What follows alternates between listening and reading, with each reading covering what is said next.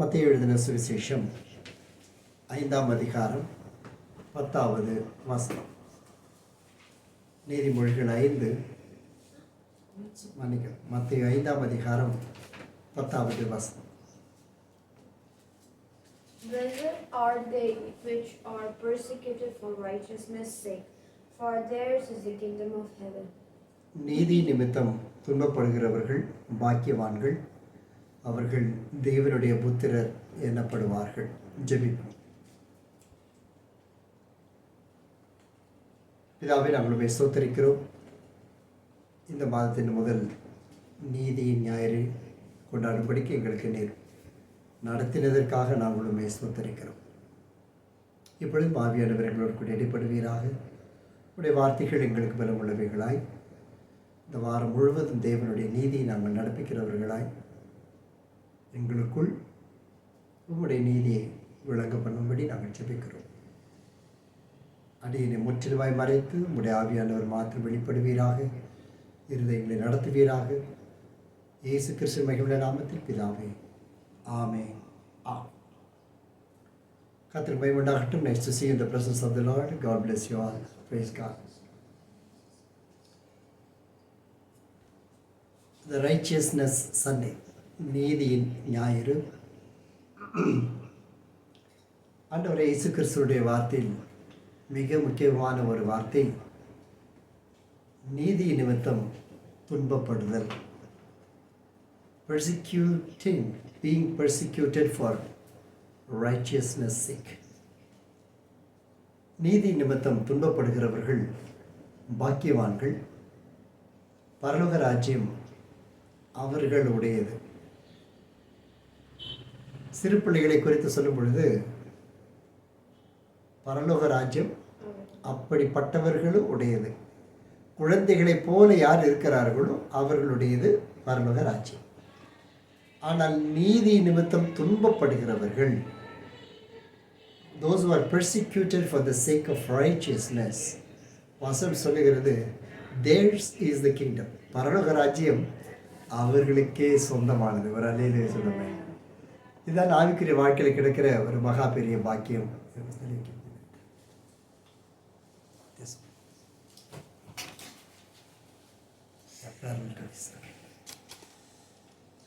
நீதி நிமித்தம் துன்பப்படுதல். அநேகருக்கு துன்பப்படுதல் என்கிற வார்த்தை என்றாலே தேவ பிள்ளைகளுக்கு அது கொஞ்சம் துயரமான ஒரு வார்த்தை தான். காக்கைக்கு தன் குஞ்சு பொன் குஞ்சு மூக்கு ஓடிக்கிட்டு கருவா குஞ்சு மாதிரி கத்திட்டு கிடக்கும், பியாமியான்னு கத்திட்டு கிடக்கும். ஆனால் அதை தூக்கி அவங்க அம்மா மூக்கில் வச்சு கொஞ்சுவான். ஏன்னா அவளுக்கு தான் தெரியும் அந்த குழந்தை தன்னுடைய குழந்தைன்னு. பரலோக ராஜ்யமும் நமக்கு அப்படித்தான் இருக்கணும். வராமல் சொல்லுமே, அது அவர்களுடையது. அது நம்ம பரலோகம், அது ஏன் பரலோகம் நினைக்கிற ஒரு சந்தோஷம் இருக்குது பார்த்தீங்களா, அதனோட சந்தோஷமே வேறு. அதை நம்ம ஜெப வாழ்க்கையில் நல்லா வரும்பொழுது ஆண்டவர் நல்ல உறவுகள் முறை சொல்லி நல்ல லீவ் போட்டுட்டு ஆண்டவர் அந்த நாள் ஃபுல்லாக உட்காந்துடணும். உட்காந்துட்டு நல்லா செலவு பண்ணிவிட்டு இதெல்லாம் கற்றுக் கொடுத்துருக்கேன் இல்லையா, ரவுண்டாக உட்காந்து நம்ம எல்லோரும் உட்காந்துருக்குறோம். நடுவில் ஃபுல்லாக நம்ம விரும்பின ஸ்நாக்ஸ் நம்மே வாங்கி வச்சுட்டு, நம்ம 20 பேர் வாங்கி நடுவில் வச்சுட்டு நல்லா உட்காந்தோம்ல 2-3 தடவை செஞ்சுருக்கிறோம். நல்லா வெரைட்டி ஆஃப் ஸ்நாக்ஸு.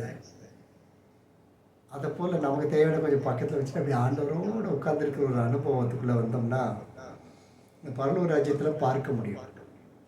பரலோக ராஜ்யத்துக்கு பார்க்க அந்த கிருபைகளாக நமக்கு கிடைக்கும். ஆனால் அந்த பரலோக ராஜ்யத்திற்குரிய அடித்தளம் நீதி நிமித்தம் துன்பப்படுவது. இந்த நீதி நிமித்தம் துன்பப்படுவது நம்மை பாக்கியவான்களாய் மாற்றும். ஆதியாகமம் 39ஆம் அதிகாரத்தில் யோசேப்பு என்னும் அந்த மனிதனை குறித்து நாம் பார்க்கிறோம்.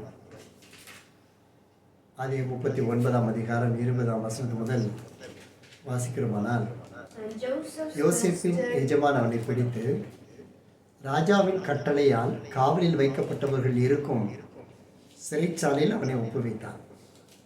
அந்த சிறைச்சாலையில் அவன் இருந்தான். அதாவது இந்த அபிஷேகம் பெற்றவர்களுக்கும் தேவ கிருபை பெற்றவர்களுக்கு எல்லாமே விசேஷம் தான் இல்லையா. எப்போ நான் சொல்கிறேன்ல, ஃபஸ்ட் கிளாஸ் தான். எல்லாமே ஸ்பெஷல் தான். ஆமென் சொல்லுமே. தேவ பிள்ளைகளுக்கு எல்லாம் ஸ்பெஷல் தான். துன்பம் வந்தாலும் அதுவும் ஸ்பெஷல் தான். ஆமென். கொஞ்சம் சிரிப்பு தான் வருது, ஆமீன் வர மாட்டேங்குது. ஏன்னா எங்களுக்கு எங்கள் பிரச்சனை பெருசு. ஓகே, இந்த யோசேப்பு கவனிங்க, அவனை சிறைச்சாலையில் போடுறாங்க. சாதாரண குற்றம் பிடித்த திருடர்களையோ தேசத்தில் குற்றம் பிடித்தவர்களை கொண்டு போடுகிற சிறைச்சாலை வேறு. ஆனால் ராஜாவின் கட்டளை கொடுத்து, ராஜாவுக்கு கோபம் வந்து ராஜாவுடைய கோபம் வெளிப்படுகிற அளவிற்கு சில சில கைதிகள், அவர்களை பிடித்து வைக்கிற சிறைச்சாலை தனி. ஏன்னா ராஜா அவங்கள வந்து ஸ்பெசிஃபிக்காக பழி வாங்குவார், ஸ்பெசிஃபிக்காக அவர் கவனிப்பார். இல்லை இப்போ நம்ம இந்த இந்தியாவில் பார்த்தீங்கன்னா வெவ்வேறு காவல்துறை வகை இருக்கிறது. நீங்கள் போலீஸ் ஸ்டேஷன் போனீங்கன்னா அங்கே சின்ன ரூம் இருக்கும், அதில் ஒரு கிரில் போட்டிருப்பாங்க. நம்ம வீட்டிலலாம் வச்சுருக்க கிரில் மாதிரி அங்கே ஒரு கிரில் போட்டிருப்பாங்க. டெம்பரரி காலைல பிக் பாக்கெட் அடிச்சிட கொண்டு உள்ளே வச்சுருப்பாங்க. சாயந்தரம் அவன் பிக் பாக்கெட் அடித்த காசெல்லாம் வாங்கிட்டு அவனை வெளியே விட்டுருவாங்க. ஓகே, ஸோ அப்படி ஒன்று இருக்கும். அதற்கு மேலே இன்னொரு சின்ன செல் ஒன்று இருக்கும். அதுக்கு மேலே இன்னும் கொஞ்சம் சென்ட்ரல் ஜெயில் இருக்கும். மதுரை சென்ட்ரல் ஜெயில் பார்த்துருக்கீங்களா? இந்த தடவை வாங்க, உங்களை சென்ட்ரல் ஜெயில் கூட்டிகிட்டு போய் அங்கே உங்களுக்கு நான் டிஃபன் வாங்கி தரேன். ஓகே, அவங்க உள்ளே போகிறவங்க உள்ளே போங்க, என் கூட வரவங்க திருப்பி வந்துடுங்க, பிரச்சனை இல்லை. ஓகே, ரொம்ப லாஸ்ட் இயர் நமக்கு சாப்பாடுக்கு அவங்கள்ட்ட தான் ஆர்டர் பண்ணியிருந்தோம். ஜெயிலேருந்து சாப்பாடு ஆர்டர் பண்ணியிருந்தோம். ஆனால் அது லாஸ்ட் மினிட் அங்கே குக் இல்லை, அது மாறிட்டாங்க, அதனால் கிடைக்கல. ஸோ சென்ட்ரல் ஜெயில் அப்படி ஒன்று இருக்கும். அப்புறம் ஸ்டேட்டுக்கு ஒரு பெரிய ஜெயில் இருக்கும். அப்போ இந்த ராஜாவோட கண்காணிப்பில் பார்த்தீங்கன்னா அவங்களெல்லாம் தனியாக வச்சுருப்பாங்க. அவங்க மேலே அட்டென்ஷன் இருக்கும், அவங்கள பற்றி நியூஸ் வெளியில் வந்துக்கிட்டே இருக்கும், அவங்களுடைய ரகசியங்கள் காக்கப்பட்டிருக்கும். அந்த யோசேப்புக்கு என்ன பிரச்சனைனா, அவன் மனைவி சொன்ன வார்த்தைகளை கேட்ட உடனே அவனுக்கு கோபம் வந்தது. ஓகே, இந்த மனைவி சொல்லுகிற வார்த்தையை கேட்ட உடனே அவனுக்கு கோபம் வந்துடுச்சு. ஆகினால அதை எஜமானவனை பிடித்து குறிப்பிட்ட அந்த சிறைச்சாலையில் வைக்கிறான். எங்கே ராஜாவின் கட்டளை பிறக்கிறதோ என்று அது அவனுடைய தனிப்பட்ட வாழ்க்கையை பாதிக்கிறதுனால அதனால் அவனுக்கு கொடுக்கப்பட்டது ஸ்பெஷல் ஜெயில். அல்லேலூயா, ஸ்பெஷல் ஜெயில். அதனால தான் எனக்கு மட்டும் ஏன் இந்த பிரச்சனை நம்ம கேட்கக்கூடாது, ஏன்னா நமக்கு வர்றதெல்லாம் ஸ்பெஷல் தான். ஆமாம், நம்ம கிடைக்கிற பரலோகம் யாருக்கும் கிடையாது. பரலோக ராஜ்யம் அப்படிப்பட்டவர்களுடையது. ஆனால் நீதி நிமித்தம் துன்பப்பட்டால் ஓகே. அப்போ வசனம் சொல்லுகிறது, யோசேப்போட கர்த்தர் இருந்து 21வது வசனம், அவன் மேல் கிருபை வைத்தார். கிருபை வைத்தார். அவன் நீதி நிமித்தம் துன்பப்பட்டபடினாலே சிறைச்சாலைக்கு போனால், ஸ்பெஷல் ஜெயிலுக்கு போயிட்டாரு. அந்த ஸ்பெஷல் ஜெயிலில் கர்த்தர் யோசேப்போட இருந்தார். ஒரு ஆமென் சொல்லுங்களேன். அந்த நம்ம அந்த சிறைச்சாலைக்குள்ளே போகும்பொழுது நம்ம யாரையும் வருத்தப்படுத்திடக்கூடாது, வருத்தப்படக்கூடாது. ஏன்னா யாரை வைத்து செய்யணுமோ அதுதான் கர்த்தர் கரெக்டாக செய்து கொண்டு போவார். அப்போது இங்கே இவன் இந்த அவமானத்தை சுமந்தபடினாலே ஸ்பெஷல் ஜெயிலு. அப்போ அங்கே உள்ள சிறைச்சாலை தலைவன் யார்? அவர் ஒரு ஸ்பெஷல் தலைவர் தான். அவர் ஆமென் சொல்லுவோமே. ஏன்னா அவர் ராஜாவுக்கு இன்ஃபர்மேஷன் கொடுக்கணும். இன்றைக்கி இவன் என்ன பண்ணார், இன்றைக்கி இவனால் என்ன பிரச்சனை வந்துச்சு, இந்த சிறைச்சாலை என்ன நடந்தது. அப்போ கர்த்தர் அவன் மேல் கிருபை வைத்தார். கவனிங்க, யோசேப்பின் மேலே கர்த்தர் கிருபை வைத்தார், சிறைச்சாலையிலிருந்து தயவு கிடைத்தது. ஒரு அல்லேலூயா சொல்லுங்களேன். அப்போ கிருபை நம்மையில் இருக்கும்படிக்கு இந்த நீதியின் துன்பத்தை நாம் சகித்து கொள்ள வேண்டும். முதலாவது அதை நம்ம வகையறுக்கிறதற்கு ஆவின் வரங்கள் ரொம்ப முக்கியம். ஆவின் வரங்கள் இருக்கும் பொழுது தான் இந்த சூழ்நிலை ஏன் எனக்கு ஏற்பட்டது, எதற்கு இந்த சூழ்நிலைகள் இருக்கிறது என்பதை நாம் நிதானிக்க முடியும். ஆவின் வரங்கள் உள்ளே இருந்தாலும் அதை தட்டி எழுப்பினால்தான் கிரியை செய்யும். தீமோத்தேயை பார்த்து பவுல் தான் சொல்கிறார், என்னை பார்த்தா சொன்னார், உனக்குள்ளே இருக்கிற ஆவின் வரங்களை அனல் மூட்டி எழுப்பு. அப்போ கர்த்தர் கொடுத்துற வரங்களை அனல் மூட்டி எழுப்புகிற பொழுதுதான் ஆவின் வரங்களுடைய அந்த மேன்மை நாம் அறிந்து கொள்ள முடியும். அந்த மேன்மை நாம் அறிந்து கொள்ளுகிற போதுதான் இந்த வரம் கிரியை செய்து ஆவிகளை பகுத்தறிகிற ஒரு கிருபை கிடைக்கும். அப்போ நமக்கு வருகிற இந்த காரியங்கள் ஏன் அனுமதிக்கப்படுகிறது என்பதை அறிந்து கொள்வோமானால் அதற்குரிய ஒரு ஜெபத்தை நாம் செய்ய முடியும் இல்லையா? ஒரு சிறிய காரியம் எடுங்க, டக்குன்னு ஒரு சின்ன தலைவலி. எத்தனை பேர் தலைவலிக்க உபவாசம் போட்டு ஜெபம் பண்ணியிருக்கோம்? இல்லை. பக்கத்தில் கோடாலின்னு ஒரு தைலம் இருக்கும் இல்லையா? நிறைய பேருக்கு ஹேக்ஸ்ன்னு ஒரு தைலம், நிறைய குட்டி ஈஸியாக இருக்கும் கேரி பண்ணிட்டு போகிறதுக்கு. சில பாம் வச்சுருப்பாங்க, சண்டு பாம், நல்லா வெட்டிங்க, தலைவலிக்கு போட்டு அடித்து தூக்கிறோம். தண்டுபாம் குயிக்காக வேலை செய்யும் இல்லையா. ஆனால் தலைவலி இல்லை அல்லது கொஞ்சம் சூடாக இருக்குதுன்னா அது தோலை உரிச்சு எடுத்துரும். நான் வந்து சென்சூர்னு ஒரு ஆயின்மெண்ட் வச்சுருப்பேன். அப்போ சின்ன டியூப் வச்சுருப்பேன், அதான் தலைவலிக்கு போடுவேன். ரொம்ப காஸ்ட்லி. அது போட்டால் தலைவலின்னு சொல்லி முடிக்கிறதுக்குள்ள தலைவலி மாறிடும். நீங்கள் போய் தேடிட்டு இருக்காதிங்க தோல் உரிச்சிருப்பது. ஸோ அதுக்கு உபவாசம் போட்டு ஜெபிக்கிறோமா? இல்லை. ஐயோ தலை வலிக்குது, சோத்திர ஆண்டவரேன்னு ஒரு பாம்பை தேய்ச்சிட்டு ஓடிடுவோம், இல்லை ஒரு டேப்லெட் எடுத்து போட்டு ஓடிடுவோம், இல்லை சூடாக ஒரு காஃபி. அந்த காலத்தில் காஃபி குடித்தா தலைவலி மாறும். இப்போ காஃபி கேட்டாலே தலைவலி ஆகிடுது இல்லையா. ஸோ ஒரு சின்ன காஃபி குடிச்சிட்டு தலைவலி டக்குன்னு மாறும். அப்போ அவ்வளோதான். அதே ஒரு பெரிய பிரச்சனையாக இருக்குது, தொடர்ந்து நம்ம பாதிக்குது அப்படின்னா நல்ல உபவாசம் போட்டு ஜெபிப்போம் ஆண்டவரே, அல்லது தனி ஜெபத்தை முக்கியத்துவப்படுத்தி ஜெபிப்போம். ஜெபம் என்னை எடுத்து வச்சுட்டு ஜெபிப்போம். த சீரியஸ்னஸ் பிகம்ஸ் மோர். அப்போ இந்த துன்பம் தேவனால் அனுமதிக்கப்பட்டிருக்குமானால் இந்த ஆவியில் பகுத்தறிகிற பொழுது நமக்கு வித்தியாசம் தெரியும். ஓ இந்த சாத்தான் தானே, இவனுக்கு உபவாசம் போட்டுட்டு செப்ப அப்படின்னு சொன்னாலே ஓடிடுவான். அல்லேலூயா. சிலது நம்ம திரும்பி பார்த்தாலே பக்கத்தில் வராது. ஆமாம், சிலது உபவாசம் பண்ணி ஜெபம் பண்ணினால்தான் போகும். அப்போ யோசேப்புக்கு இந்த சிறைச்சாலை தலைவரும் ஒரு ஸ்பெஷல் ஆளு தான். என்னால் அவன் தான் ராஜாவுக்கு எல்லாம் ரிப்போர்ட் கொடுப்பார். ஆனால் ஆண்டவர் என்ன செய்தார்னு பார்த்தா, இந்த சிறைச்சாலை தலைவனாக இருக்க வேண்டியவன் யோசேப்பை பதவி பிரமாணம் செய்யாத சிறைச்சாலை தலைவனாய் மாற்றிவிட்டான். ஒரு அல்லேலூயா சொல்லுங்களேன். சத்தம் வரமாட்டேங்க, புரியுதா? சிறைச்சாலை தலைவர் 22வது வசனத்தில் சிறைச்சாலையின் தலைவன் அங்கே நடக்கிற எல்லாவற்றையும், அந்த அட்மினிஸ்ட்ரேஷன் எல்லாத்தையும் யோசேப்போட கையில் கொடுத்துட்டாரு. இது எங்கெங்க நடக்கும்? நடக்காது. கர்த்தர் அதை செய்தார். ஏன் இதை செய்தார்? அவன் நீதி நிமித்தம் துன்பப்பட்டது உண்மை. அந்த துன்பத்தை அவன் அறிந்தபடியினால் அவன் தைரியமாக நின்றான். சிறைச்சாலையில் தைரியமாய் நின்றான், பரிசுத்தமாய் நின்றான். தனக்கு சொப்பனை வந்த பொழுது பரிசுத்தமாய் நின்றான், தன்னை காத்து கொண்டான். தகப்பனும் தாயும், அந்த சூரியனும் சந்திரனும் 11 நட்சத்திரங்களும் வணங்கின பொழுதும் இவன் தன்னை காத்து கொண்டான். அவன் கொடுத்த அழைப்பை விட்டு மாறவில்லை, அவன் கொடுத்த அபிஷேகத்தை விட்டு மாறவில்லை. குழியில் தன் சொந்த சகோதரர் தள்ளிவிட்ட போதும் அவன் மாறவில்லை, அசையவில்லை. சிறைச்சாலையில் பார்வனுடைய வீட்டில் இருக்கும் பொழுதும் அசையவில்லை, மாறவில்லை. பாருங்க, தவறு அவன் பண்ணலை, பார்வனுடைய மனைவி செய்தான். பார்வனுடைய மனைவி தான் பாவி, அவன் தான் தண்டனை அனுபவிக்கணும். ஆனால் அவன் அவளையும் பார்க்கவில்லை, அவள் செய்ததையும் பார்க்கலை. ஒரு அல்லேலூயா சொல்லுங்களேன். அதுதான் தேவநீதி. கர்த்தர் எனக்கு என்ன வைத்திருக்கிறாரோ, என்னுடைய இது என்னவோ அதை பெற்றுக்கொள்வதற்கு பரிசுத்தமாய் தன்னை காத்துக்கொள்வது தான் தேவநீதி. யார் என்ன வேணால் செய்யறாங்க, செய்ய முடியுமா? யார் எப்படி எப்படியோ என்னென்னமோ நடக்குது உலகத்தில். போன வாரம் 2 குழந்தை, 3 வயசில் ஒரு குழந்தை, 1 வயசில் ஒரு குழந்தைய வெட்டி போட்டுட்டு இன்னொருத்த கூட ஓடிக்கான். அது வெட்டி போடாமல் போயிருந்தாலும் புருஷன் வச்சு பார்த்துருப்பான். அப்போ அவனுக்கு மாத்திரம் கல்யாணம் நடத்தி சொல்ல முடியுமா? முடியாது. இந்த இன்னைக்கு தம்பி ஒருத்தன் சூசைட் பண்ணிட்டான், அவன் மாத்திரம் சூசைட் பண்ணிட்டான், எனக்கு அந்த பாக்கியம் கிடைக்கல, நம்ம சூசைட் பண்ணிக்கலாமா? என்னங்க அது? 11 பிள்ளைகளுக்கும் யோசிப்பு எல்லாத்தையும் கொடுத்தார். ஆனால் யோசிப்புக்கு ஒரு ஸ்பெஷல் அங்கி வச்சிருந்தார். இந்த 11 பிள்ளைகளுக்கு கர்த்தர் கோத்திர பிதாக்களாய் மாற்றினார். ரூபன், சிமியோன், லேவி எல்லாருக்கும் 12 கோத்திரங்கள் இருந்தது. நல்லா கவனித்து பாருங்கள். இந்த நீதியினம் துன்பப்பட்ட அவனுக்கு மாத்திரம் இரட்டிப்பான ஆசீர்வாதம்.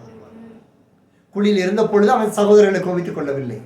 சகோதரர்களை பழிவாங்கிற சூழ்நிலை வந்தது. அப்ப கூட அவன் தேவனுடைய நீதியில நின்று கொண்டிருந்தான். அவன் சொன்னா, நீ என்ன குழியில தன்னதை பெருசா நினைக்காத, என்ன கர்த்தர் அதை எனக்கு மேன்மையே பண்ணினார். உனக்கு வெறும் குழியில் யார் வேணா தள்ளட்டு, என்ன வேணாலும் நடக்கட்டுமே, நம்ம நீதியில் நம்ம நிற்கணும். அதுதான் தேவ கிருபை, அதுதான் தேவ நீதி. அவன் தன்னுடைய நீதியில நின்றான், உத்தமத்தில் நின்றான். கோத்திரமெல்லாம் 11 வந்தது, ஒவ்வொரு கோத்திரமாய் பிரிந்து வந்தது. இது ஆபிரகாமுக்கு கர்த்தர் வாக்கு கொடுத்தது. அதுலேயும் ஒரு ஆசீர்வாதம் உண்டு. கர்த்தர் ஆபிரகாம்கிட்ட சொன்னார், ஒரு சந்ததியை பெருக பண்ணுவேன். அதுக்கப்புறம் ஈசாக்கு வந்தாரு. ஈசாக்கிட்ட இருந்து ஜாதி 2 பிரியுது. ஒரு அல்லேலூயா சொல்லுங்களேன். ஆபிரகாம் 1:2, 2:12. அதுதான் ஆசீர்வாதம். ஸோ நீதியின் துன்பம் அதுதான். நீதியின்படி துன்பப்படுகிறது சந்தோஷமாக ஏற்றுக்கொள்ளுகிறேன். அப்போ 1லேருந்து 2 சந்ததி, அதில் ஒன்று ஆண்டவரை விட்டு விலகி போய்விட்டது, ஒன்று ஆண்டவரை பற்றி கொண்டது. யாக்கோபு ஆண்டவரை பற்றி கொண்டார். அங்கே 12 கோத்திரம் பிரிந்தது. அதில் 11 கோத்திரம் ஒரு பக்கம் இருந்தாலும் லேவின் கோத்திரம் எடுக்கப்பட்டது. அப்போ அங்கே எத்தனை கோத்திரம்? 11 லேவின் கோத்திரம் எடுக்கப்பட்டுச்சு. ஆனால் யோசேப்பினுடைய கோத்திரம் 2ஆக மாறினது. ஒரு அல்லையிலே சொல்லுமே, மனாசேயின் கோத்திரமும் எப்பிராமின் கோத்திரமும் வந்தது. கர்த்தருக்கு ஸ்தோத்திரம் உண்டாகும். ஸோ கர்த்தர் வாக்கு பண்ணுகிற கொண்டு போவதற்கு இந்த சிறைச்சாலை ரொம்ப சுகமான ஒரு அனுபவம். ஏன்னா அந்த சிறைச்சாலை நேரத்தில் நீங்கள் என்ன தான் நீங்கள் இப்போ சொல்கிறீங்களா இல்லைன்னு தெரியல, சில சூழ்நிலைகளை கடந்து வெளியில் வந்த பிறகு தான் அந்த வேதனையில் ஜெபித்த அந்த சுகத்தை உங்களால் உணர்ந்து கொள்ள முடியும். அந்த பிரச்சனை எவ்வளோ பெருசாக இருக்கும்போது பிரச்சனையை வச்சு தான் ஜெபம் பண்ணுவோம். ஆனால் அது முடிந்த உடனே தேவ சமூகத்தில் அமர்ந்திருப்போம் பாருங்கள், இரவு பகலாம். அந்த ஸ்லாக்கியத்தை நினச்சி தேவனுக்கு நன்றி சொல்லுவோம். பாருங்கள், ஏன்னு கர்த்தர் கூட இருந்தார். 23வது வசனத்தில் கர்த்தர் அவனோடு இருந்தபடினாலும் அவன் எதை செய்தானோ கர்த்தர் அதை வாய்க்க பண்ணினபடினாலும். ஒரு அல்லேலூயா. ஒரு யோசேப்பு எதை செய்தாலும் கர்த்தர் அவனை வாய்க்க செய்தார். ஏனென்றால் அவனுடைய சிறைச்சாலை தலைவன் பார்த்து இது எப்படி அவன் விசாரிக்கவே இல்லை, எல்லாமே பெர்ஃபெக்ட். 24 சொன்ன வார்த்தை இருக்கு பாருங்க. அவன் வசமாக இருந்த யாதொன்றையும் குறித்து சிறைச்சாலை தலைவன் விசாரிக்கவில்லை. மற்றவன் கையில் உள்ளதெல்லாம் தோண்டி பார்த்துட்டே, இப்படி செஞ்சால் என் பேர் போயிரு, இப்படி செஞ்சால் ராஜா என்னை தள்ளிடுவாருன்னு சொல்லி சத்தம் போட்டுக்கிட்டே இருந்திருப்பான். எந்த சூப்பர்வைசர் அமைதியாக நல்லவனா வேலை செய்கிறான்? நம்ம எல்லாம் வேலை செய்கிறோம்ல கம்பெனியில். சிலருக்கு எப்படா சூப்பர்வைசரானு காத்துக்கிட்டு இருக்கீங்க இல்லையா? கத்தை கொடுப்பார், சீக்கிரம் ஆயிருங்க. அல்லேலூயா. எந்த சூப்பர்வைசர் அமைதியாக வேலை பார்ப்பான்? ஏதாவது ஒன்று சொல்லிகிட்டே இருப்பான். நீங்கள் கரெக்டாக செஞ்சாலும் அதில் ஒன்று செய்வான். அவன் சொன்னதை செஞ்சு முடிச்சதுக்கப்புறம் போய் பாருங்கள், சொன்னது தானே செஞ்சால் புதுசாக ஒன்றும் செய்யலை இல்லைன்னு ஒரே அடி போட்டுருவான். அந்த சூப்பர்வைசர் திரும்பி பார்த்து யோசேப்பு செய்த எதுலையுமே நோ நெகட்டிவ். அல்லேலூயா. ஏனென்றால் கர்த்தர் அவனோடு இருந்தார், அவனை வாய்க்க செய்தார். எனவே நீதி நிமித்தம் துன்பப்படுகிறவனுக்கு கர்த்தர் கொடுக்கிற ஸ்லாக்கியம் இதுதான். ஆகினால் தான் யோசேப்பு கனி தரும் செடி என்று ஆசீர்வதிக்கப்படுகிறான். அல்லேலூயா. ஸ்லாக்கியம் நினச்சி பாருங்களேன், யோசேப்பை குறித்து நெகட்டிவ் ஒன்றும் சொல்லப்படவே இல்லை. அவனை குறித்து ஒரு சம்பவம், ஐயோ இப்படி அவன் ஏன் இப்படி செஞ்சான் அப்படின்னு கேள்வி கேட்குற ஒரே ஒரு சம்பவம் தான் நடந்தது. யாக்கோபு ஆசீர்வதிக்கும் பொழுது இளையவன் மேலே வலது கையை வச்சுட்டார். உடனே யோசேப்பு இல்லை அவனுக்கு அது இஷ்டம் இல்லை, மூத்த பையன் தானே எப்பயும் வரணும் அப்படி அப்பா கையை எடுத்து இல்லை இதான் மூத்த பையன் மனாசே மேலே கையை வைக்க சொன்னேன். யாக்கோபு ஆவினால நிறைந்திருந்தான். அவன் சொன்னான், இல்லை நான் அறிந்துதான் செய்கிறேன், அப்பாவுக்கு கண்ணு தான் தெரியல, கை ஃபுல்லாக ஆவி அபிஷேகம் வராங்க, நான் தெரிந்துதான் செய்கிறேன். இளைவன் மேலே கையை வைத்து ஆசீர்வதித்தார். ஆசீர்வாதம் அது தவறு இல்லை. யோசிப்பு தப்பு இல்லை, இப்படி இருக்கணும் விரும்பின தப்பு இல்லையே. கர்த்தர் எப்படி வைக்கணுமோ அப்படி தான் வைப்பார். அல்லேலூயா. கர்த்தருக்கு பயப்பட்டாங்க. அப்போ நீதி நிமித்தம் துன்பப்படுகிறது நமக்கு ஒரு பாக்கியம். அந்த பாக்கியத்தை துஷ்பிரயோகமாகவோ, தேவனுக்கு விரோதமாகவோ, சபைக்கு விரோதமாகவோ, நம்முடைய ஆத்மாவுக்கு விரோதமாகவோ நாம் பயன்படுத்தியோ வார்த்தைகளினாலும் அதை செய்துவிடக்கூடாது. அப்படி செய்துவிட்டால் தேவனுடைய பரிபூரணத்தை நாம் பெற்றுக்கொள்ள முடியாது. என்னுடைய துன்பம் என்பது தேவனை தாண்டி இங்கே வராது என்கிறது நன்றாய் அறிந்திருப்போம் என்றால் அது நம்மை ஒன்று செய்ய முடியாது. தேவன் நம்மை ஆசீர்வதிப்பார். இரண்டாவதாக எலியா என்ன வந்த மனுஷன். 1 ராஜாக்கள் 19ஆம் அதிகாரம் 1 முதல் கையில் வைத்துக் கொள்வோம். இங்கே எலியா செய்த யாவற்றையும் 1 ராஜாக்கள் 19ஆம் அதிகாரம் எலியா செய்த எல்லாவற்றையும் அவன் தீர்க்கதரிசிகள் எல்லாரையும் பட்டயத்தாலே கொன்று போட்ட செய்தியை ஆகாப் ஏசபேலுக்கு அறிவித்தான். அப்போ ஏசபேல் எலியாவிட்ட ஒரு ஆள் அனுப்புறார். ஒவ்வொருடைய பிராணனுக்கு செய்யப்பட்டது போல, அதாவது 450 தீர்க்கதரிசிகளை எலியா அடிச்சு கொண்டு போட்டார். ஒரு அல்லேலூயா சொல்ல மாட்டோமே. ஆமாம், அதான் எலியாவின் பலமும் ஆவியும் இருக்கும் நமக்கு. எசபேலுடைய தீர்க்கதரிசிகள் எல்லாவற்றையும் கொண்டு போட்டதுனால 1 ராஜாக்கள் 19ஆம் அதிகாரம் 1-2 வசனங்கள். ஓகே, அப்போ எலியா சொல்லி அனுப்புறா, இந்த 450 பேரை நீ வெட்டி கொண்டு போட்டீல, இது நான் உனக்கு செய்யலைன்னா தேவன் அதை உனக்கு செய்வார். பாருங்க, எசபேல் எல்லாம் அவள் பாகாலுடைய தீர்க்கதரிசி, பாகாலுக்கு வேலை செய்கிறவன். அவன் எலியாட்டம் வந்து எலியாவின் தேவனை வம்புக்கு எடுக்கிறான். ஒரு அல்லேலூயா சொல்லுங்களேன். ஆமாம், இதெல்லாம் செஞ்சு விட்டு கர்த்தர் நல்லவர், கர்த்தர் நியாயமானவர்னு பேசுகிறவங்கன்னா அதுக்கெல்லாம் பயப்படாது. நீ எலியாவை மாத்திர அவள் இவ்வளோ நேரம் அவள் பாகாலை குறித்து மேன்மை பாராட்டி பாகால் தீர்க்கதரிசிகள் அழிக்கப்பட்டதை குறித்து கோபத்தில் பேசுகிறா. நான் இந்நேரத்து உன் பிராணனுக்கு நான் செய்யலைன்னா தேவன் அதற்கு சரியாய் செய்யட்டும் சொன்னான். அவ்வளோதான். இது எலியாவுக்கு தெரிஞ்சிருச்சு. ஆஹா, இவன் நம்ம ஆண்டவர் மேலே ஆணையிடுறாளே அப்படின்னு சொன்ன உடனே டக்குன்னு புறப்பட்டு பெயர்செபாவுக்கு புறப்பட்டு போயிட்டார். போய் வேலைக்காரனை அங்கே நிறுத்திட்டார். வேலைக்காரனை அங்கே நிறுத்திட்டு அடுத்து ஒரு நாள் புறப்பட்டு வனாந்தரத்தில் போய் நிற்கிறார். அங்கே போய் உட்கார்ந்துட்டு இந்த மனுஷன் நல்ல ஒரு ஜெபம் பண்ணுறாரு. இது ஒவ்வொரு ஊழியக்காரனுடைய ஜெபத்தில் இது ஒன்று. ஆண்டவரே, நான் சாக வேண்டும் கர்த்தாவே, போதும் கர்த்தாவேன்னு அழுகிறார். அல்லேலூயா. அன்னைக்கு நாட்களில் ஒரு எசபேல் போதும். ஆனால் இன்னைக்கு சபைகளில் நடக்கிற காரியங்கள், சுற்றி நடக்கிற காரியங்கள், குடும்பங்களில் நடக்கிற காரியங்கள் எல்லாம் ஒவ்வொரு உண்மையான தீர்க்கதரிசிக்கும் இதுதான் நிலைமை. பாருங்க, 450 பேரை வெட்டி போட்டவனுக்கு ஒரே ஒரு ஆளை வெட்டி போட எவ்வளோ நேரம் ஆகும்? அவளை போய் வெட்டி இருந்தா இவருக்கு கண்டிப்பாக கர்த்தர் கையில் கொடுத்துருப்பாரு. எந்த சந்தேகமும் இல்லை, எசபேல் கையில் கொடுத்துருப்பாரு. ஆனால் நடந்தது வேற, ஆண்டவர் திட்டம் வேற. ஆண்டவர் என்ன சொன்னார்? நீ எசபேலுடைய பாகாலை வெட்டி என்னுடைய நாமத்தை நீ உயர்த்திட்ட எலியா, இப்படி வனாந்தரத்துக்கு ஓடு. அங்கே போய் ஓடிட்டார். அங்கே போய் நான் சாகல ஆண்டவரே. ஒரு எசபேலுக்காக பயப்பட வேண்டியதாக இருக்குது. அவருக்கு தெரியாது எலியாவுக்கு. ஒவ்வொரு வீட்லேயும் ஒவ்வொரு கணவனும் அவர் வீட்டில் உள்ள அம்மனிக்கு எப்படி பயப்படுவார்னு எலியாவுக்கு அன்றைக்கி தெரியல போல. அவர் சொல்கிறார், என் பிதாக்களை பார்க்கிறேன், நான் நல்லவன் இல்லை ஆண்டவரே. ஆண்டு சொல்வாரே, எல்லா வீட்லையும் இதாண்டா நடக்குது, நீ போனான்னு சொல்லியிருக்கலாம் ஆண்டவர். இல்லை இல்லை, he had a perfect plan. ஆண்டவர் என் பிதாக்களை பார்க்க நல்ல தயவு செய்து ஜீவனை எடுத்துரும் ஆண்டவரே. நல்ல ஜபம் தான். ஆனால் ஆண்டவர் ஸ்டெப்பு வேறு. சொல்லி பார்த்தா ஆண்டவர் அமைதியாக இருப்பார். ஒரு அல்லேலூயா சொல்லுங்களேன். அதுதான் கர்த்தர். நல்ல கையை வைத்து சொல்லுங்களேன். என் சீற்றத்தில் அமைதியாக இருக்கிற தேவனுக்கு ஸ்தோத்திரம். சொல்ல மாட்டீங்களா? நான் சீறுகிற பொழுது, கோபத்தில் சீறுகிற பொழுது அமைதியாக இருக்கிற தேவனுக்கு ஸ்தோத்திரம். அவர் அமைதியாக இருந்தார். சரி பேசிட்டு போகிறான். அந்த வேதனையில் விட்டுட்டார். இவன் ஜெபம் பண்ணி பார்த்துட்டு அவர் படுத்து சூரிய செடிக்கிற படுத்து தூங்கிட்டார். நல்லா தூங்கும் பொழுது எங்கள் இவர் கோவிச்சிட்டு போன ஒரு எசபேலுக்கு பயந்து ஓடி இருக்காரு. அங்கே போய் ஆண்டவர்கிட்ட சாகணும்னு சொன்னார். ஆனால் அவர்கிட்ட தேவ நீதி இருந்தது. அல்லேலூயா. அந்த தேவ நீதி இருந்ததுனால அவர் தேசத்தில் இருக்கும்போது வேலைக்காரன் எலிசா அவருக்கு சாப்பாடு கொடுத்தாரு. ஆனால் கண்மலைக்கு வந்த பொழுது தேவதூதன் சாப்பாடு கொண்டு வந்துட்டாங்க. அல்லேலூயா. நீதியில துன்பப்படுகிறவர்கள் பாக்கியவான்கள். அவர்கள் வாசனம் சொல்லுங்க. இப்பதானே வாசிச்சோம். நீதி நிமித்தம் துன்பப்படுகிறவர்கள் பாக்கியவான்கள், பரலோக ராஜ்யம் அவர்களுடையது.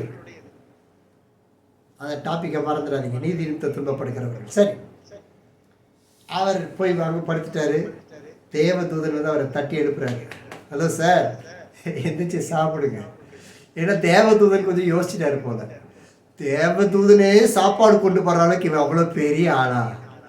ஆமையா, அவன் நீதி துன்பப்படுகிறவன் கர்த்தருக்கு பெரிய ஆள் தான். அவர் அல்லேலூயா சொல்ல. தேவ நீதி விலகாமல், தேவ நியாயம் விலகாமல், தேவ தூஷணம் இல்லாமல், தேவனை தூஷிக்காமல், எந்த நாவினால் யோபை போல் பாவம் செய்யாமல் கர்த்தர் கொண்டு செல்கிற பாதையில் திட்டமாய் இருக்கிற அவனுக்கு ஒரு இதுவரைக்கும் மனிதனால் அப்பம், இப்பொழுது கர்த்தரால் அப்பம் மனிதன் கொண்டு வந்து கொடுத்திருக்க முடியும்? இல்லை, அவன் தேவனுக்கு எப்பவும் ஸ்பெஷலான ஆள். எனவே தேவதூதன் சாப்பாடு கொண்டு வந்து சாப்பிடுங்க. அல்லேலூயா சொல்லுங்க. உடனே விழிச்சு பார்க்கிறார். அங்கே பார்த்தீங்கன்னா தந்தூரி ரொட்டி, தழலில் சுடப்பட்ட அடை, ஒரு பாத்திரத்தில் தண்ணீர் அவன் தலைமாட்டில் இருந்தது. அல்லேலூயா. எந்திரிச்சு பார்த்தாரு. அவர் தெரியும் தேவதூதன் வந்துட்டு போன பிரசன்னம் தெரியும்ல. எழுந்து தந்தூரி ரொட்டியும் தண்ணியும். என்ன இங்கே இருந்தால் கொஞ்சம் வேறு ஏதாவது நான்வெஜ் ஏதாவது கிடச்சிருக்கும். சரி பரவாயில்ல. அது வானத்திலிருந்து வந்து அப்போ சந்தோஷமாக சாப்பிட்டுட்டு தண்ணீரை குடிச்சிட்டு திருப்பியும் படுத்துக்கிட்டார். நல்லா தூங்கினார். ரெஸ்ட்டு கிடைக்கிறது கஷ்டம் இல்லை. ரெஸ்ட்டு கிடைக்கிறது நல்லா தூங்கிக்கங்க. அதுக்கு எப்போவுமே தூங்கிட்டு இருக்க வேண்டாம். அல்லேலூயா. திருப்பி தேவதூதன் தட்டி எழுப்பினார். நான் எழுந்து சாப்பிடுப்பா. அடுத்த வார்த்தை, நீ போக வேண்டிய தூரம் வெகு தூரம். அல்லேலூயா சொல்லுவேன். ஏற்கனவே 3 நாள் பிரயாணத்தில் வந்திருக்காரு. நீ சாப்பிட்டுட்டு உடனே கிளம்பி போக வேண்டிய தூரம் வெகு தூரம். அவ்வளோதான். உடனே எழுந்தார், புசித்து குடித்தார். வசனம் சொல்லுது, அந்த போஜனத்தின் பலத்தினால் 40 நாள் இரவு பகல் ஓரேப் என்னும் தேவனுடைய பர்வதம் மட்டும் நடந்து போனான். 8வது வசனம். அவர் அல்லேலூயா சொல்லலாமா? அல்லேலூயா சொல்லுங்களேன். ஏதா ஐயோ நம்ம உபவாசம்னு வரும்போது கொஞ்சம் பலவீனமாயிருக்குல்ல, ஐயோ நம்ம உபவாசம் எப்படி, ஐயோ எப்படி நீங்கள் ட்ராவலாக இருக்க நம்ம எப்படி உபவாசிப்போம்? இல்லை அந்த ஒரு அப்பத்துக்கே 40 நாள் இரவும் பகலும். அல்லேலூயா, அல்லேலூயா. ஒரு நாளைக்கு 20 மணி நேரம், 40 நாளைக்கு எவ்வளோ ஆச்சு? சரி 4800 மணி நேரம் நினைக்கிறேன், கால்குலேட் பண்ணிக்கோங்க. ஓகே, 450 மணி நேரம். சரி, 40 நாள் இரவு நான் ஸ்டாப்புங்க. ஒரு அல்லேலூயா சொல்லுங்களேன். அல்லேலூயா தானாக வந்தால் சந்தோஷமாக இருக்கும். ஒரு அப்பத்தில் மனுஷன் 40 நாள் டே அண்ட் நைட்டு போகிறாருங்க. நம்ம இங்கே இருக்க மாதிரிக்கு நம்ம எத்தனை மெசேஜ் டெய்லி அனுப்ப வேண்டியதாக இருக்குது. When coming, when are you coming, when are you coming, when are you coming, when coming, when coming. பிரைஸ்லாம் டேடின்னு வாங்க. பஸ் ஏறிட்டியான்னு கேட்பேன். வரேன் சீக்கிரம். ஒரு அப்போ 40 நாள் டே அண்ட் நைட்டு நான் ஸ்டாப்பியா. The special grace, the most high blessing. நீதி நிமித்தம் துன்பப்படுகிறவர்கள் பாக்கியவான்கள், பரலோக ராஜ்யம் அவர்களுடைய.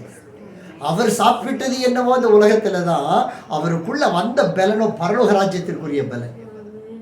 18வது வசனத்தில் அதுக்கே அந்த வசனம் தெரியும். ஓகே, அங்கே போய் ஹோரே பர்வதத்தில் போயிட்டாரு. அங்கே ஆண்டவர் வந்து கேட்குற, இங்கே உனக்கு என்ன வேலை? அடுத்து கர்த்தருடைய காரியங்கள் நடக்கிறத நம்ம பார்த்தோம். எல்லாமே விசேஷம்தான். நமக்கு வருகிற துன்பங்கள் எல்லாம் அந்த 11 மாதங்கள் வெவ்வேறு வழி, வெவ்வேறு துன்பம், வெவ்வேறு பாதை. அப்படியே கொஞ்சம் தனியாக உட்காந்து பாரு, உன் கண்களில் நன்றியின் கண்ணீர் துளி மட்டும்தான் பொங்கும். அதுதான் கிறிஸ்துவனுடைய பாதை, அதுதான் நீதியின் துன்பம், அதுதான் உன்னை கொண்டு போய் பார்வோனுக்கு முன்பதாய் உயர்த்த போகிற ஒரு பாதை. நீதி நிமித்த துன்பப்படும். அது நிமித்த உலகத்தையும் அதன் காரியத்தை டோன்ட் கம்பேர். ஆவிக்குரிய வாழ்க்கை கம்பேரிசனே இருக்கக்கூடாது. ஓகே, ஒவ்வொரு ஊழியமும் இப்படி நடக்குது நம்ம எனக்கு தெரியும். ஆசை வருது இல்லை, அது இப்படி ஊழியம் செஞ்சால் நல்லா இருக்கும்னு நினைக்கிறோம். பாரு நம்ம பாரு, ஐயா பாரு பாரு பாரு எவ்வளோ பெரிய ஊழியம் செய்கிறாங்க, ஐயோ நம்ம பாரு இங்கே உட்காந்துக்கிட்டு. இல்லை, நம்ம உத்தமமாக ஒரு நீதின்மை துன்பப்படும். இருக்கிற 2 பேர் இருக்கிற இடத்துல இவ்வளோ ஆட்டம் ஆடுது. என்ன 20,000 பேர் நம்மளால் யார் தாங்கக்கூடிய? சும்மா நம்மளாம் சும்மா வேஸ்ட்டு. நம்ம ஹார்ட்டெல்லாம் சும்மா பபுள் கம்மில் செஞ்சது, எப்போ வெடிக்கும் தெரியாது. ஒரு சின்ன விஷயத்தையும் தாங்க முடியாது, டப்புன்னு போயிடும். விசுவாசம் அதுக்கு மேலே இருக்கு. நினச்சா துள்ளுது, மான போல துள்ளுது. சங்கீதக்காரன் மலைகளை பார்த்து கேட்குறான், மலைகளை ஏன் துள்ளுகிறீர்கள், குன்றுகளை ஏன் குதிக்கிறீர்கள் கேட்குறாரு. நம்ம ஹார்ட்டு சும்மா இல்லை, சும்மா பம்பிங். எல்லாருக்கும் 72, நமக்கு மாத்திரம் 110 இதய துடிப்பு தொப்புக்கு அடிக்குது. வீடியோவை பார்த்தா அடிக்குது, வாட்ஸ்அப்பை மெசேஜை பார்த்தா அடிக்குது. சூழ்நிலை நினச்சா டப்பக்கு குதிரை ஓட்ட மாதிரி ஓடட்டும், பயப்படாது. அது எலியாவை மாதிரி ஓடிக்கிட்டு இருக்கு, விட்டு கொஞ்ச நாள் வேகமாக ஓடட்டும். Hallelujah. Accept everything from God. தெய்வனுக்கு நன்மைகளை பெற்ற நாம் தீமைகளை பெற வேண்டாமோ? தேவன் தீமை செய்கிறவர் அல்ல. He is a creator. He is a creator. போய் இந்த இடத்துல பாஸ்டர் சொன்னார், வேடிக்கையாக சொன்னார், ரொம்ப சிரிப்பாயிடுச்சு. சகோதரிகளாவது உட்காந்துட்டாங்க மீட்டிங் டைமில். சகோதரர்கள் ஒரு 2-3 வந்திருந்தாங்க, உள்ள ஒரு 10 பேர் இருந்திருப்பாங்க, வந்து எல்லாரையும் சேர்த்து. அவர் சொன்னார், இங்கே மண்ணெல்லாம் காணோன்னாரு. ஒரு கூட்டம் வைக்கிறோம், எந்த மண்ணையும் காணோம் அப்படின்னாரு. என்னடா இப்படி சொல்கிறாருன்னு பார்த்தா சொல்கிறாரு, நாங்கள்லாம் மண், எதுக்கும் வேஸ்ட்டு, நீங்கள் எதுக்கும் உதவ மாட்டோம், நீங்கள்லாம் எலும்பு, அதில் வந்து ஸ்ட்ராங்காக வந்து உட்காந்துருக்குறீங்க என்னாரு. யோசிச்சு பார்த்தா உண்மைதான். மண் எடுத்து எலும்பை உருவாக்கிறாருன்னா அவர் எவ்வளோ பெரியவர். அப்போ எலும்பு வேலை என்ன செய்யும்? எலும்பு தனியாக இருக்கக்கூடாது, இருந்தால் நாய் தூக்கிட்டு போயிடும். நல்லா நோட் பண்ண, எலும்பு தனியாக இருந்துச்சுன்னா நாய் தூக்கிட்டு போகும், காஞ்சி போச்சுன்னா குட்டி நாய் கூட விளையாடும். ஜாக்கிரதை ஜாக்கிரதை ஜாக்கிரதை. அந்த எலும்பு அது இருக்க வேண்டிய இடத்துல இணைஞ்சு இருக்கணும். ஆமென். இது கர்த்தருடைய சரீரம். இந்த எலும்பெல்லாம் கர்த்தருடைய சரீரத்தில் இணைஞ்சு நிற்கணும். தனியாக போனால் தூக்கி போட்டுருவாங்க, தூக்கி போட்டுட்டு இங்கே சதையை வச்சு தச்சிடுவாங்க. Over, operation over. மறந்துடாது, நாய் தான் தூக்கிட்டு போவோம். Be close. எனக்கு ஒரு டேப்லெட் கொடுத்தாரு டாக்டர். இந்த டென்டிஸ்ட் காரியத்துக்கு போகும்பொழுது என்னுடைய ஜாம் ஆகிடுச்சு. 2 நாள் வாய் திறந்து சும்மா இருந்தால் நம்ம சும்மா போய் நல்லா 2 நாள் 3 மணி நேரம் வாய் திறந்து உட்காந்தா என்ன ஆகும்? நல்லா லாக் ஆகிடுச்சு, ஓப்பனே பண்ண முடியல. ஸோ உங்களுக்கு ட்ரைனிங் கொடுக்கும்போது ட்ரைனிங் கொடுத்துருக்கேன் இல்லையா, 3 விரல் உள்ளே விட்டு சவுண்ட் விட்றதுக்கு. ஞாபகம் இருக்கா? இன்னொரு கொரோனா வந்தால் நல்லாயிருக்கும், இன்னும் ட்ரெயின் பண்ணலாம். ஓகே, பரவாயில்ல. அப்போது எனக்கு லாக் ஆகிடுச்சு. அப்போ அது எப்படி இன்றைக்கி ரெகுலராக பண்ணுங்கன்னு சொன்னால் நானும் ட்ரை பண்ணிக்கிட்டே இருக்கேன். அப்போது ஒரு டேப்லெட் கொடுத்தாரு. டேப்லெட் கொடுத்து போடும் பொழுது அவர் சொன்னார், அது மசில் உங்களுக்கு ரிலாக்ஸ் பண்ணி விடும், அதனால அது உங்களுக்கு சரியாயிடும்னு சொன்னார். சரி வந்தாச்சு. வந்து டேப்லெட் போட்டுட்டு நான் தான் சும்மா இருக்க மாட்டேனே, உடனே இந்த டேப்லெட் என்ன ஏதுன்னு ஒரு ஆராய்ச்சி பண்ணேன். அப்போ அந்த டேப்லெட்டோட கம்பெனியில் போட்டிருக்குறாங்க, இந்த டேப்லெட் போட்ட உடனே நேராக பிரெயினில் போய் வேலை செய்யுமா, மூளையில் போய் தங்கி இருந்து அந்த மூளையில் இருந்து அது ஸ்பைனுக்கு வந்து முதுகெலும்பில் வந்து முதுகெலும்பில் இருந்து எந்த இடத்துல இந்த மசில் ஜாம் அப்படிங்கிறத கண்டுபிடிச்சி அந்த இடத்துல போய் அதை ரிலீஸ் பண்ண ஒர்க் பண்ண ஆரம்பிக்குமா, அது ஒர்க் பண்ணுமா. ஸோ அந்த பீரியட், அந்த 5 நாட்கள் அந்த கோர்ஸ் டேப்லெட் எடுக்கும்போது பிரெயினில் போய் தண்டுவட வழியாய் வந்து கிரியை செய்துன்னு போட்டிருந்தாங்க. ரொம்ப ஆச்சரியமாக இருந்துச்சு. சரி நல்லது. அவர் டேப்லெட்டு முதல்ல 1 வாரம் கொடுத்தாரு. கொஞ்சம் வாய் கொஞ்சம் பரவாயில்ல, ஒரு 2 இன்ச்சு திறந்தது சாப்பிட்ற அளவுக்கு. 2 நாள் சாப்பிட முடியல, அதுக்கேற்ற மாதிரி சாப்பிட்டுக்கிட்டேன். அந்த 10 நாள் முடிந்த அந்த எக்ஸசைஸ்லாம் கொஞ்சம் பண்ணும்பொழுது இந்த கையில் இந்த ஜாமுக்கு கத்தடிக்கிறதுல எனக்கு ஒரு 50% ஃப்ரீ ஆயிடுச்சு. கத்திருக்கு சொந்தம் கை தூக்க முடியாமல் கஷ்டப்பட்டு இருந்தேன் இல்லையா, அது கொஞ்சம் மாறிச்சு. சரி, எதுக்கு சொல்கிறேன்னா, எங்கே இதெல்லாம் மனுஷனுடைய ஐடென்டிஃபிகேஷன். ஒரு மனுஷன் தயாரிக்கிற ஒரு மருந்து, தேவன் கொடுத்த ஞானம், இது மசிலில் போய் கிரி செஞ்சால் இது சாதாரண டேப்லெட்டில் முடிஞ்சிடும். இல்லை இல்லை, ரிலீஸ் பண்ணணுன்றதுக்காக கண்டுபிடிச்ச ஒரு மருந்தான். வானத்தை பூமி உண்டாக்கிற கர்த்தருடைய ஞானம் எவ்வளவு பெரியது பார்த்தீங்களா? அது ரொம்ப ஆச்சரியமிகுந்த காரியம். உலகத்தில் நம்ம பார்த்தாலும் இதை பார்க்கல ஆச்சரியமாய் கர்த்தருடைய காரணம் நம்மோடு இருக்கிறது. பாருங்க, எலியா போய் பழி வாங்கலை. எலியா பயந்து போய் அங்கே உட்காந்துருந்தான். ஒரே வரைக்கும் போனார். போகும்போது ஆண்டுட்டு பேசிட்டு போனாரா பேசலையா தெரியல. ஆண்டர் கேட்குற கேள்வி அப்படி தான் இருக்குது. உனக்கு என்ன இங்கே வேலைன்னு கேட்குறாரு. நான் நினைக்கிறேன் இந்த ஓரேபில் போய் தங்கியிருந்தால் கற்று கிருபை பாராட்டுவார். இந்த இப்போ தான் போகிறோம்ல, ஜெபமலைக்கு போனால் நல்லாயிருக்கும், அது என்ன இந்த கோயம்புத்தூரில் ஒரு இடம் பெத்தாஸ்தாவுக்கு போனால் நல்லாயிருக்கும் அப்படின்னு போகிற மாதிரி இவர் நினச்சிருப்பான். சரி, தேவனுடைய பருவத்தில் போய் கொஞ்சம் உட்காரும் அப்படின்னு போயிருப்பான். இல்லை, கற்று வேற மாதிரி செய்கிறார். அவருடைய யுத்தம் பயங்கரமான யுத்தம். ஏசபேல் அடித்து கீழே தள்ளிவிடப்பட்டு அவளுடைய ரத்தத்தை நாய், தெருவில் போகிற நாய் நக்கி அவமானத்தை அவள் ரத்தம் சந்தித்தது. நீதி நிமித்தம் துன்பப்படு, நீதி நிமித்தம் துன்பப்படு, கர்த்தருக்காக துன்பப்படு. அவனுக்கு விரோதமாக யார் எழும்பட்டோம், சூழ்நிலைகள் எழும்பட்டோம், ஜனங்கள் எழும்பட்டோம், குடும்பத்தார் எழும்பட்டோம், என்ன வேணா நடக்கட்டும், நீ அமைதியாயிரு. கர்த்தர் சொன்னது நிறைவேறும். ஆனால் அவர் சொன்னது நிறைவேறாவிட்டாலும் உனக்கு எனக்கு ரட்சிப்பு கொடுத்த ஆண்டவருக்கு கடைசி வரைக்கும் உண்மையாக இருக்கலாம்ல. இந்த ரட்சிப்புக்கு ஈடு நம்ம என்னத்தை கொடுக்க முடியும்? இந்த ரட்சிப்புக்கு ஈடு மேன்மை உலகத்தில் என்ன கிடைக்கும்? இந்த உலகோட தூஷிக்கட்டும். லூக்கா 4 வாசிக்கிறோம், 12 வாசிக்கிறோம்.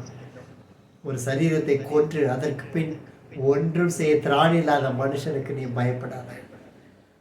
ரொம்ப பணம் கொண்டு போடுவாங்க, அவ்வளோதானே. நிம்மதியாக இருக்கக்கூடாது, அவ்வளோதானே. எசபேலுக்கு அதான் நோக்கம்.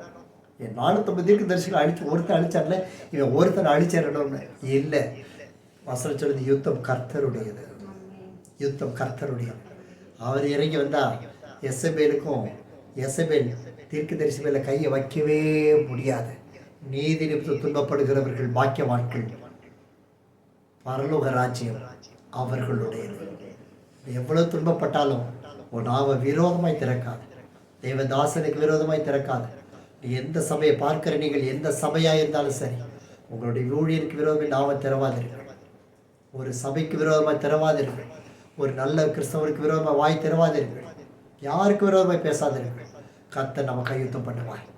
நீதி நிமித்து துன்பப்படுவதை சந்தோஷமாக ஏற்றுக்கொள்ளுங்கள். தேவ நீதியோடு தங்கியிருங்கள். ஆவின் வரங்களில் தெரியுது தேவ நீதி என்பது நல்லா தெரியும். அதை அறிந்து பற்றி கொள்ளுங்கள். மூன்றாவதாக நெகேமியா 2வது அதிகாரம். நெகேமியா என்னும் ஒரு மனிதனை நாம் இங்கு பார்க்க முடியும்.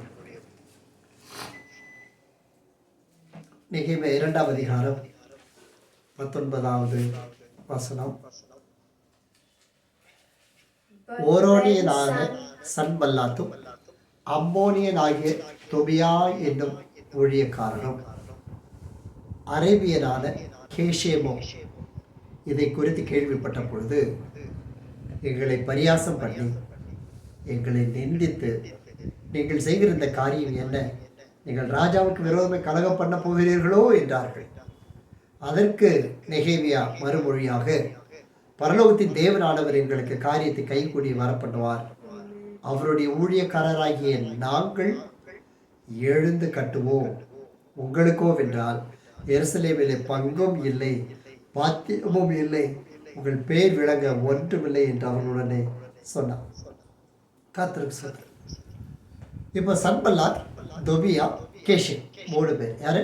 சன்பல்லாத், தொபியா, கேஷிம். இவங்க 3 பேருக்கு ஒரு பெரிய பிரச்சனை. என்ன பிரச்சனை? நெகேமியா தான் பிரச்சனை. நெகேமியா வார்த்தை தான் பிரச்சனை. ராமே சொல்லுவேன், நெகேமியா தான் பிரச்சனை, அவன் வார்த்தை தான் பிரச்சனை. என்ன எப்படி பார்க்குறீங்க? நல்லா சொல்லுங்க. நெகேமியா தான் பிரச்சனை, அவன் வார்த்தை தான் பிரச்சனை. அல்லேலூயா. என்ன வார்த்தை? நெகேமியா என்ன சொன்னாரு? என் தேவனுடைய கரம் என்மேல் நன்மையா இருக்கிறதுன்னு சொன்னாரு. இவனுக்கு கோபம் வந்துருச்சு. அடுத்து சொன்னார், வாங்க நம்ம எழுந்து கட்டுவோம் அப்படின்னு சொன்னாரு. இந்த 2 வார்த்தைக்கு இவனுக்கு கோபம் வந்துருச்சு.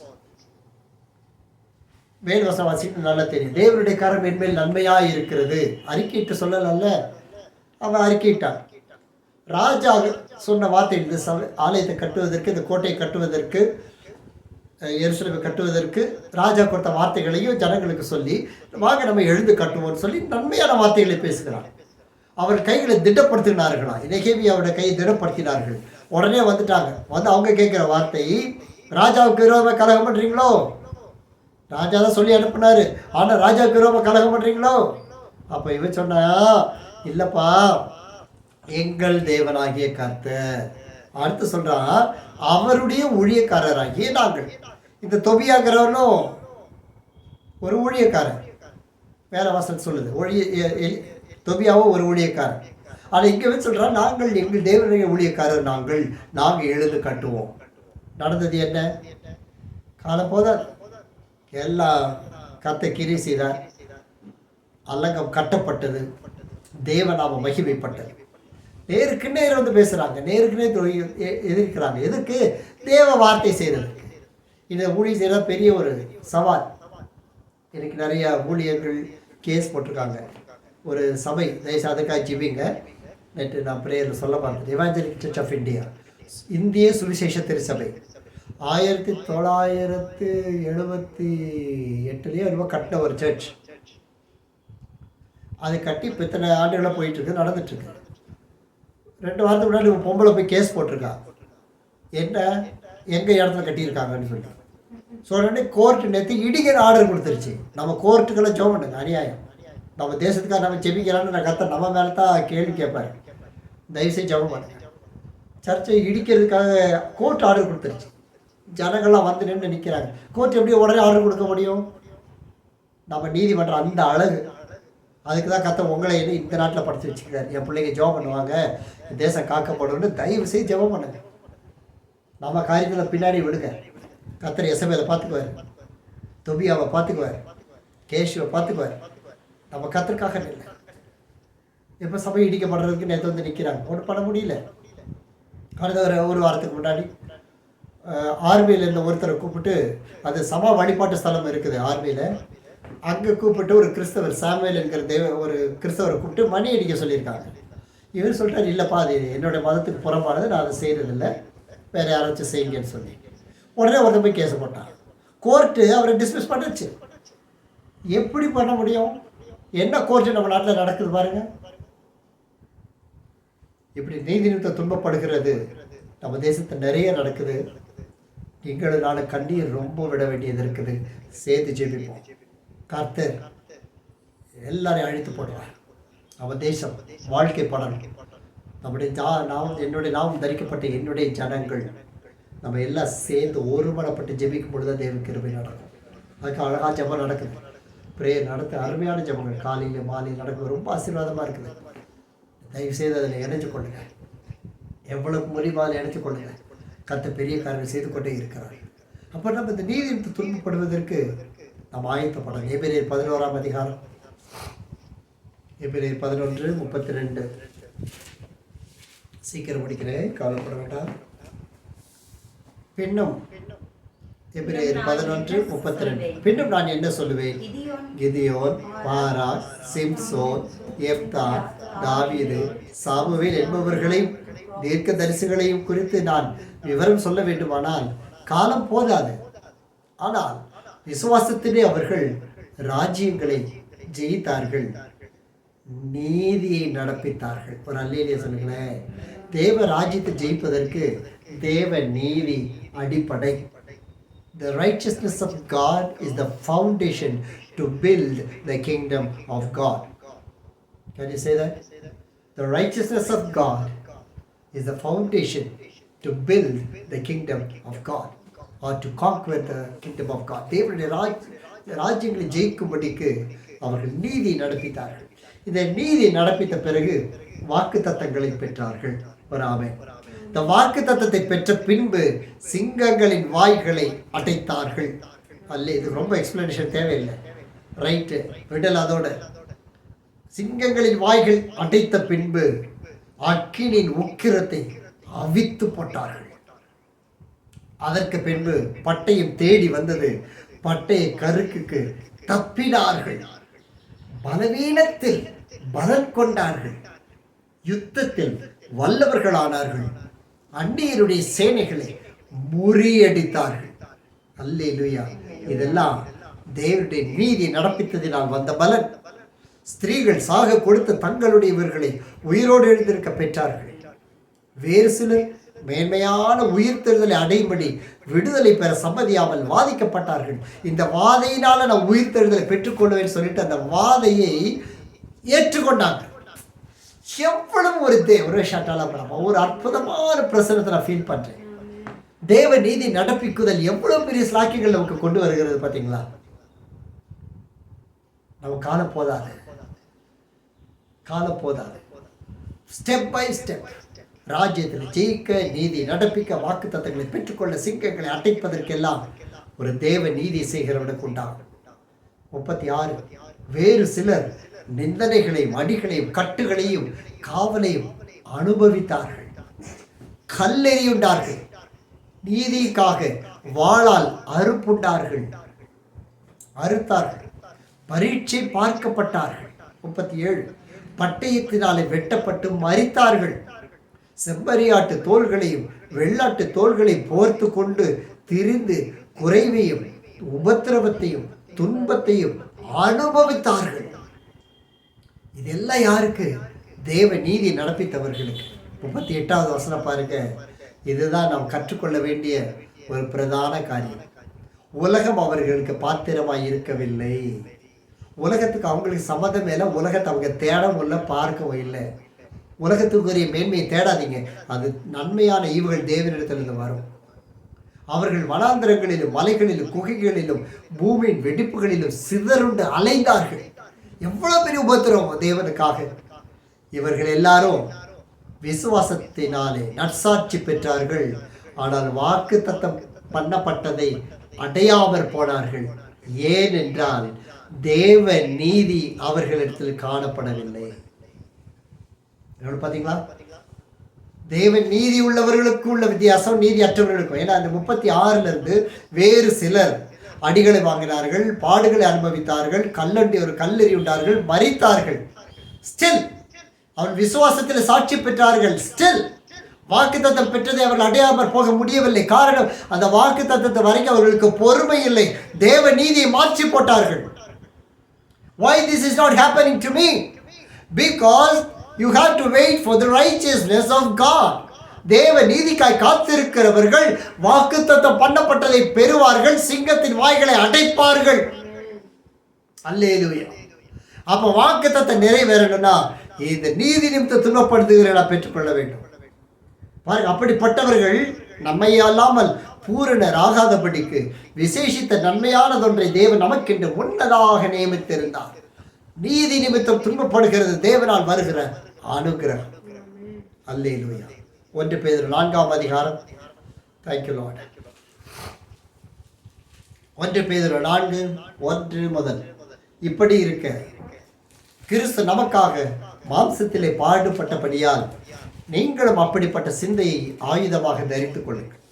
கிறிஸ்துவை போல் ஆயுதமாய் தரித்துக் கொள்ளணும். ஏனென்றால் வசனம் கவனிங்க, நல்லா ஆழமாக கவனிங்க, ஆழமாக தியானிங்க. மாம்சத்தில் பாடுபடுகிறவன் இனி மாம்சத்தில் இருக்கும் காலம் வரைக்கும் மனுஷருடைய இச்சைகளின்படி பிழைக்காமல் தேவனுடைய சித்தத்தின்படி பிழைக்கத்தக்கதாய் பாவங்களை விட்டு ஓய்ந்திருப்பான். Glory to God. அவன் இந்த உலகத்தில் வாழ்வானால் மனுஷருடைய இச்சைகளின்படி தான் அவன் வாழ முடியும். பணம், இச்சை, கண்களின் இச்சை, ஜீவனத்து பெருமை, மாம்சத்தின் இச்சை, இதைத்தான் அவன் வாழ முடியும். ஆனால் தேவனுடைய சித்தத்தின்படி பிழைக்கிறவன் பாவங்களை விட்டு ஓய்ந்திருப்பான். அந்த பாவத்தை விட்டு கதை நம்ம காப்பாற்றிட்டாரு. இனி நம்ம பாவங்கள் நாவினாலும் செய்யக்கூடாது. யோபு குறித்து சொல்லும் பொழுது அவன் வார்த்தையிலும் கூட பாவம் செய்யாதபடி தன்னை காத்துக்கொண்டாராம். நீதின்படி துன்பப்பட்டார். 3வது வசனம். சென்ற வாழ்நாள் காலத்தில் நாம் புறஜாதிகளுடைய இஷ்டத்தின்படி நடந்து கொண்டதெல்லாம் போதும். ரட்சிக்கப்படுவதற்கு முன்பதாக இருந்த வாழ்க்கையெல்லாம் போதும். அதை திரும்பி பார்க்காது, பின்னிட்டு பார்க்காது, உப்புத்தூணாய் நம்ம மாறிடும். அப்பொழுது நாம் என்ன செஞ்சோம்? பழைய வாழ்க்கை காம விகாரத்தை, துரிச்சைகளை நடப்பித்து மதுபானம் பண்ணி களியாட்டு செய்து வெறி கொண்டு அருவருப்பான விக்கிரகாராதனை செய்து வந்தோம். இப்பொழுது இவைகள் எல்லாவற்றையும் ஒரே ஒரு மொபைல் போனில் திரும்பி செய்து கொண்டு இருக்கிறோம். அந்த வசனம் வந்து இப்போ எடிட் பண்ண அதை சேர்த்துக்கலாம். இது எல்லாமே அந்த ஒரு மொபைல் ஃபோனில் வந்துடுது. என்னத்தை தான் பார்க்குறாங்களோ தெரியலடாப்பா சாமி. இது எல்லாம் இருக்கா இல்லை? நீங்களே பாருங்கள். இதெல்லாம் பழைய வாழ்க்கை. திருப்பி அதை போய் திருப்பி பார்த்து திருப்பி அந்த வாழ்க்கையில் ஐயோ அந்த வாசிக்கும் பொழுது அருவருப்பா இருக்கு. இதெல்லாம் விட்டு ஓய்ந்து இருந்துட்டு வந்தோம்.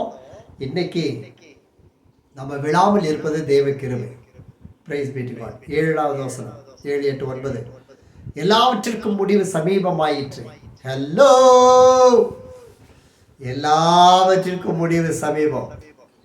உன்னுடைய நீதி துன்பத்திற்கு முடிவு, இந்த பொல்லாத வாழ்க்கைக்கு ஒரு முடிவு, பரலோக ராஜ்யத்தில் திறவுகோல்களை பெற்றுக்கொள்ள ஒரு ஆரம்பம், வாக்கு தத்தம் திறக்கப்பட ஒரு ஆரம்பம்.